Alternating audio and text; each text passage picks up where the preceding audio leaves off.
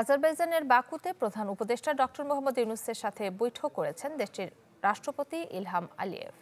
আজ সকালে এই বৈঠক অনুষ্ঠিত হয়। এ সময় দুই দেশের স্বার্থ সংশ্লিষ্ট বিষয়ে আলোচনা করেন তারা। একই সাথে আজারবাইজানের সাথে দ্বিপাক্ষিক বাণিজ্য সম্পর্ক জোরদার করার উপর গুরুত্ব দেন প্রধান উপদেষ্টা।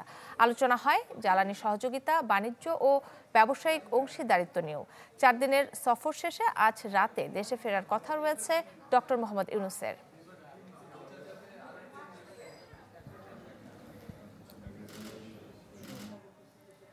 আজারবাইজানের বাকু থেকে জলবায়ু সম্মেলনের আরো খবর জানবো। সেখান থেকে সরাসরি যুক্ত হবেন সহকর্মী আশেকিন প্রিন্স। প্রিন্স, সম্মেলনের একটু বিস্তারিত জানাবেন আমাদের।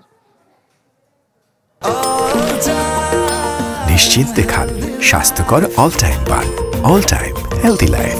আসলে যে প্রত্যাশা নিয়ে সম্মেলনটি শুরু হয়েছে আজকে চতুর্থ দিন, সেটি কতটুকু পূরণ করতে পারবে সেটি নিয়ে কিন্তু এর মধ্যে সন্দেহ দানা বাঁধতে শুরু করেছে।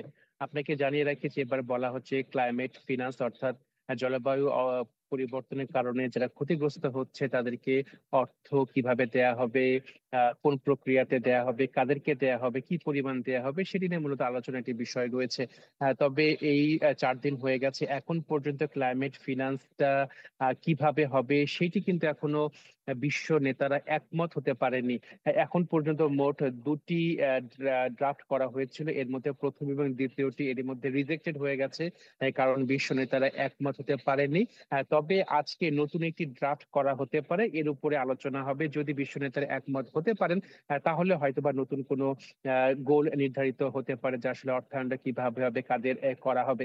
আরেকটি বিষয় যে আর্জেন্টিনার যে প্রতিনিধি দল এই COP29 অংশ নিচ্ছিলেন, তাদের দেশটির প্রেসিডেন্টের নির্দেশে সেই প্রতিনিধিরা এরই মধ্যে এই আজারবাইজান ছেড়ে চলে গেছে। এবং আজারবাইজানের যে বর্তমান রেজিম আছে তারা মূলত বিশ্বাস করতে চায় না যে জলবায়ু পরিবর্তন হচ্ছে মানুষের কারণে, এবং তারা বিশ্বাস করে যে প্রকৃতিগত কারণেই মূলত এই জলবায়ু পরিবর্তনটা হচ্ছে।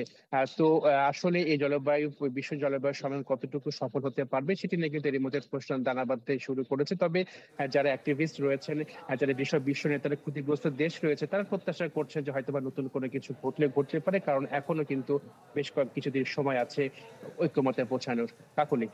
প্রিন্স, আপনাকে ধন্যবাদ। দর্শক, আজারবাইজানের বাকু থেকে জলবায়ু সম্মেলনের খবর জানাচ্ছিলেন সহকর্মী আশেকিন প্রিন্স।